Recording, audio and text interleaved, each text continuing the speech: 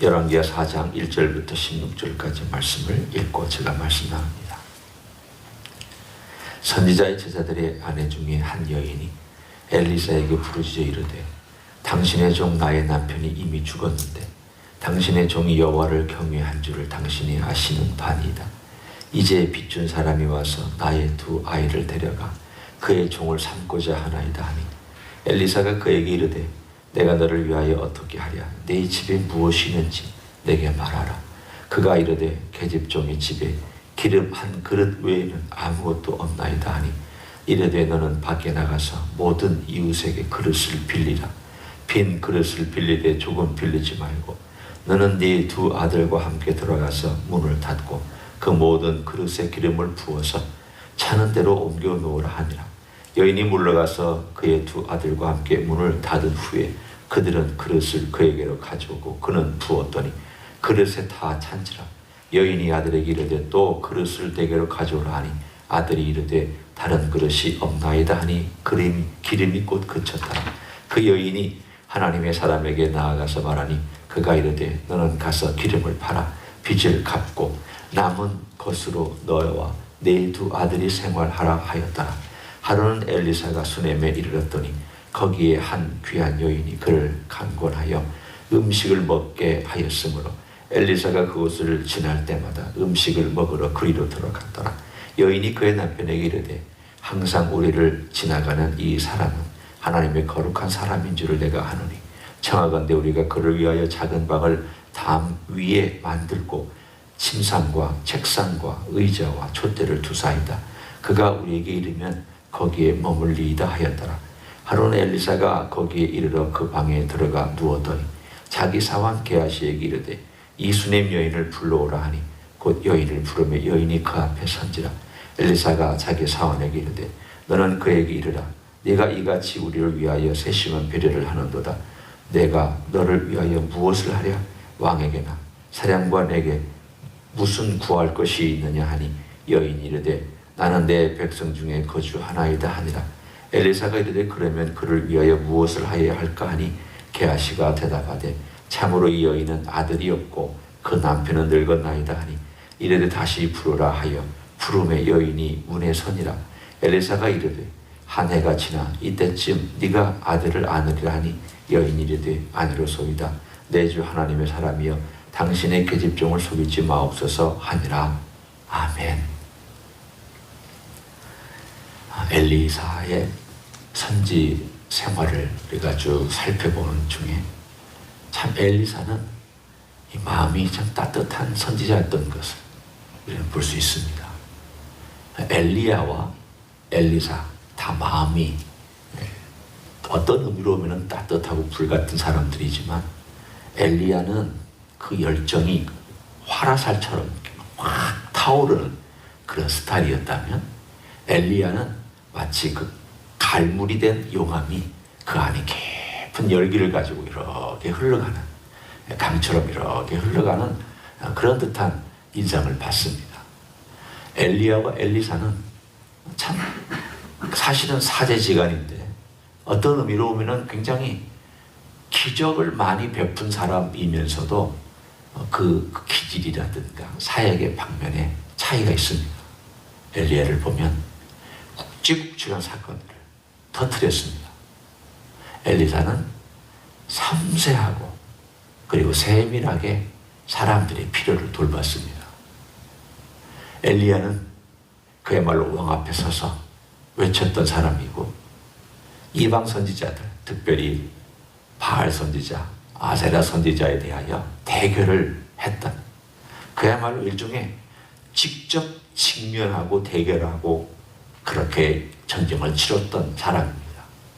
반면에 엘리사는 조용한 곳에 있으면서 백성들 돌보고 또 나라가 어떤 위험에 처해 있을 때는 나라를 구원하기도 하는 그러한 어떻게 생각하면 성격이 좀 약간 반대인 것 같은 그런 두 종류의 선지자였습니다. 우리는 엘리야가 더 위대하냐 혹은 엘리사가 더 위대하냐 우리는 비교할 수 없습니다. 하나님께서 엘리야는 엘리야에 맞는 방법대로 쓰셨고 엘리사는 엘리사에 맞는 방법대로 쓰셨습니다. 기도하는 것도 보면 특이합니다. 엘리야는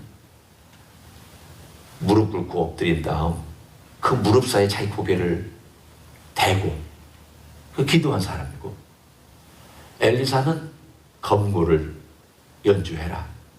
음악을 참 좋아했던 사람인 것 같다. 그러니까 검구를 연주하면 그들의 음악이죠. 음악을 연주하면 그 음악을 들으면서 하나님께 기도하면서 그 기도 가운데 하나님이 말씀해 주신 것을 알려주는 그런 종류의 사람이었습니다. 또 두 사람을 보면 비슷한 기적들이 또 있습니다. 엘리야 사렙다 과부에게 가서 겨우 지금 자기와 자기 아들이 먹고 죽으려고 했던 그 조금 남은 밀가루와 기름, 그것 대집에 드렸더니 하나님께서 그 3년 반 혹은 뭐 얼마 정도 기간이 더 남았는지는 모르지만 한 3년에서 3년 반의 그 기간 동안에 충분히 먹고도 남을 만큼 밀가루와 기름이 떨어지지 않았습니다. 오늘도 본문에 보면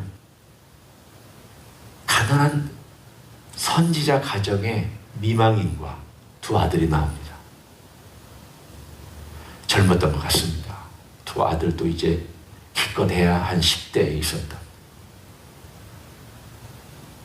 엘리사가 거느리고 있었던 선지자 생도 중에 이제 막 제자로서 커가고 있는, 요즘으로 말하면 신학교 학생입니다. 그러니까 신학교 학생에 어떻게 하나님을 사랑하고 섬기면서 살다가 일찍 죽었습니다. 남은 미망인과 두 아들, 아직도 아들들은 어리고 일할 수도 없고 미망인 살 길이 없는데 오늘 본문에 있는 것처럼 달랑 기름만 있었다. 그러자 오늘 엘리사가 그 기름 그릇들을 다 빌려오라고, 그래서 그 기름을 다 채워서 이것으로 너희가 빚 갚고 아들이 종으로 팔리는 것 막고, 그리고 이것 팔아서 너의 생계 유지하라고. 엘리야하고 비슷한 그런 기적을 베풀었지만, 그러나 선지자 생도들을 돌보는 면에서 굉장히 섬세하게 돌보고 있는 것을 우리는 알 수 있습니다. 뿐만 아니라 오늘 두 번째 우리가 읽었던 이 기적에서도 엘리사는 이 여인이 우리를 위하여 이렇게 하는데 이 여인이 뭐가 필요한지 좀 내가 좀 알고 싶은데 말을 안 하니 내가 모르겠다. 이 여인은 이렇게 얘기를 합니다. 너 뭐 필요하냐? 아닙니다. 저는 하나님께서 풍족하게 해주셔서 저는 좋습니다.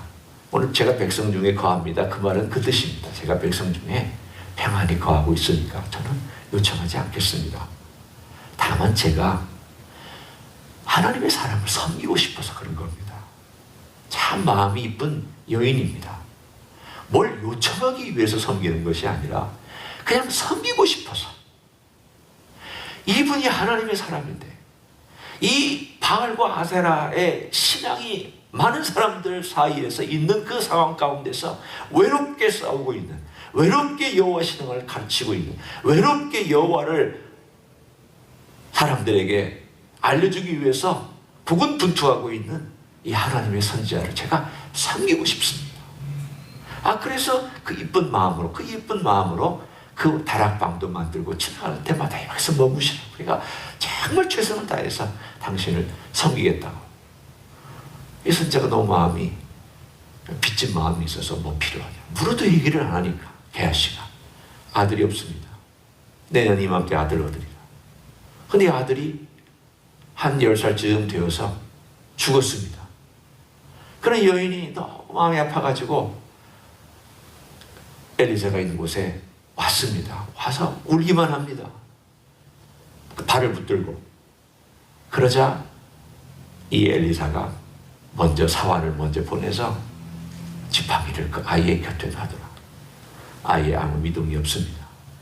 그리고 와서 엘리야가 했던 기적과 똑같은 기적을 행합니다. 우리는 사렙다 여인의 그 아들이 죽어서 엘리야가 그 아들을 살린 장면을 기억합니다. 오늘 똑같이 엘리사가 그 죽은 아들 위에 올라가서 눈은 눈을 대고 손은 손을 대고 그 하나님께 기도하면서 그 아이를 살려냅니다. 아이가 7번 재치기 하고 일어나서 살아납니다. 오늘 이 사건들을 우리가 쭉 봅니다. 그리고 또한 그 이후에도 보면 선지자 생도들을 먹이고 있는 그 내용들이 38절에 등장합니다.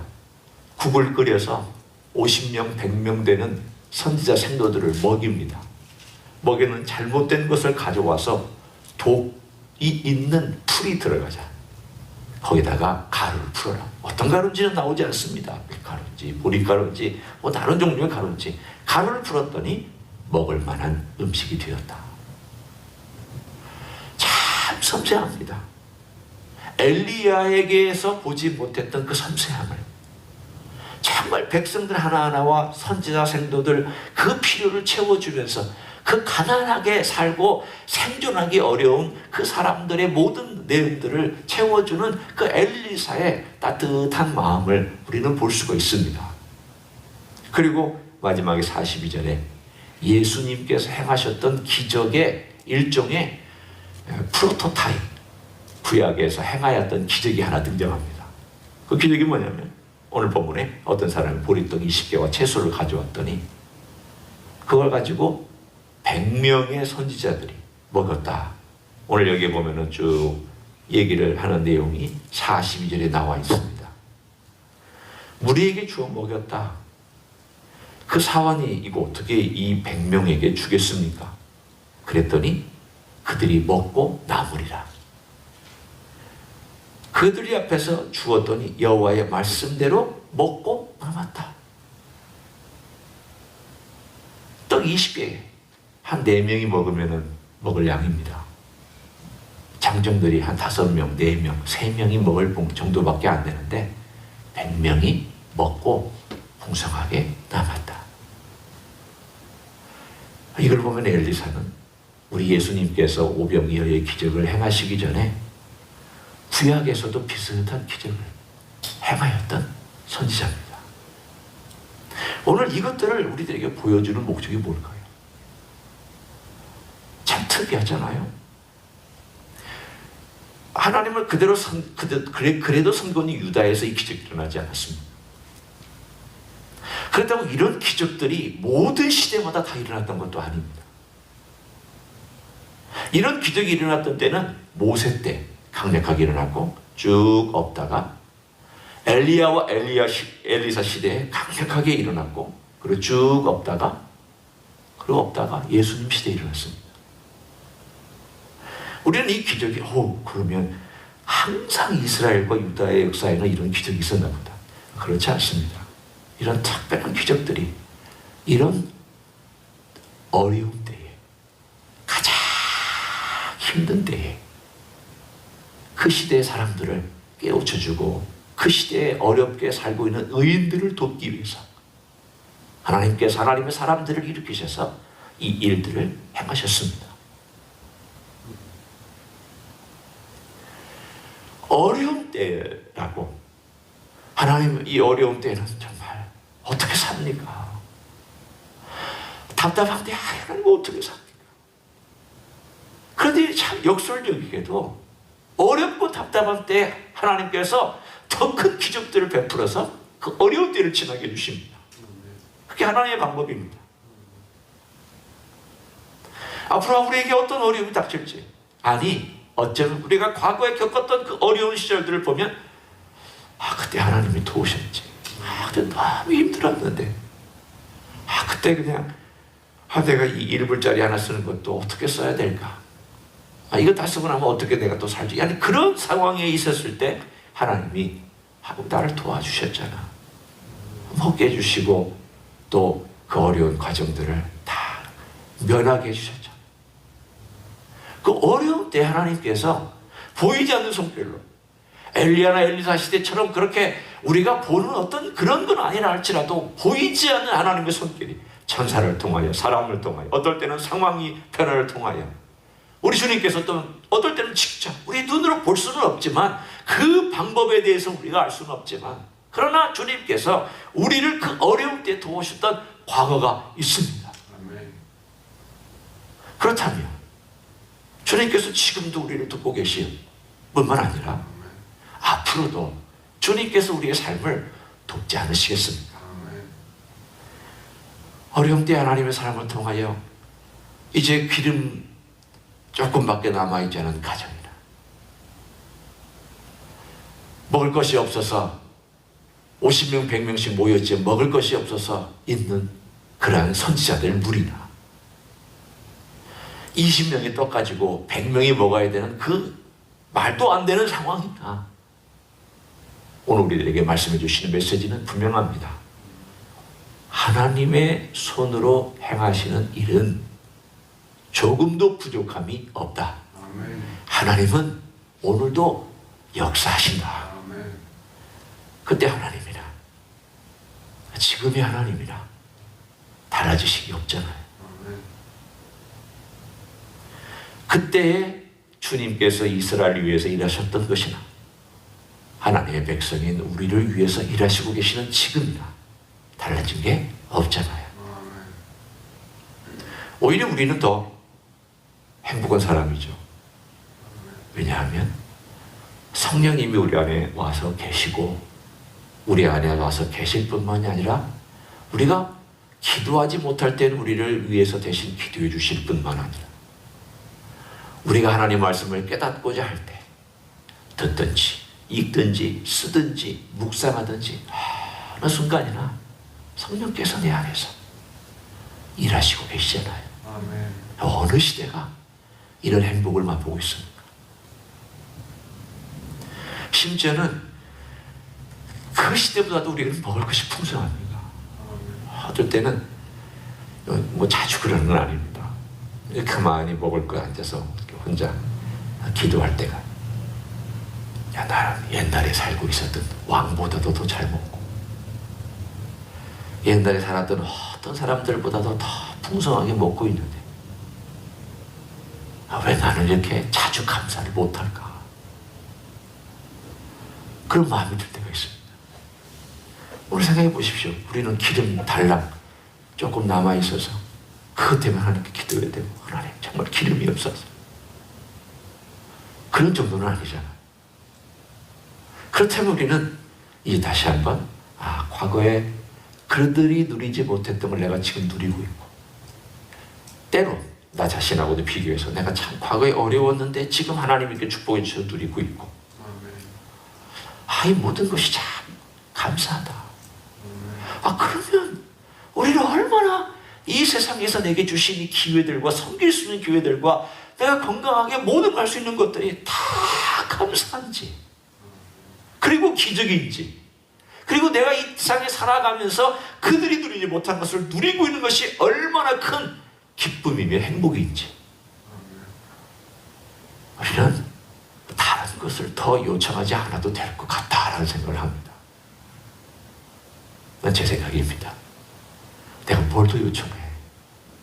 다만 구원받지 못한 영혼들을 위해서 기도하고, 사랑하는 사람들이 성장하는 것을 위해서 기도하고, 또 우리 식구들이, 또 식구들과 식구들의 자녀들이 예수님 제대로 믿는 것 위해서 기도하고, 그게 바람이고 그게 기쁨이고 그게 기도 제목이지.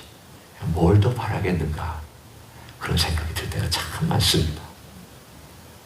여러분은 참 행복한 분들입니다. 예수님이 여러분의 주인이시죠. 성령님이 여러분 안에 계시죠. 아버지 하나님이 여러분의 아버지가 되시죠. 여러분의 필요를 다하시는 아버지께서 채워주시죠. 동행하여 주시죠. 가는 길에서 여러분의 기도를 듣고 계시죠. 하나님께서 좋은 성도들 만나서 공동체 이루게 해주셨죠. 얼마나 행복합니까? 이런 주님 앞에 오늘도 감사의 제목으로 나를 인도해 주시는 주님 감사하다고 고백하며 나아가는 여러분 되시기를 예수님의 이름으로 간절히 축원합니다. 기도하시겠습니다. 감사합니다. 죽을 죄인들을 살려주셔서 감사합니다. 십자가에서 흘리신 보혈로 우리 죄를 씻어주시니 감사합니다. 우리를 하나님의 백성 만들 뿐만이 아니라 모든 필요를 채우시며 하나님의 은혜로 저희를 채워주신 것 감사합니다. 건강도 유지하며 일할 수 있게 해주시며 기도할 수 있게 해주신 것 감사합니다. 우리 안에 성령님 주셔서 성령님께서 나와 함께 일하시고 내가 기도하지 못할 때 성령님께서 탄식하며 기도해 주시는 것 감사를 드립니다. 우리의 삶의 모든 영역에서 이보다 더 행복하고 이보다 더 복받은 사람들이 어디 있습니까?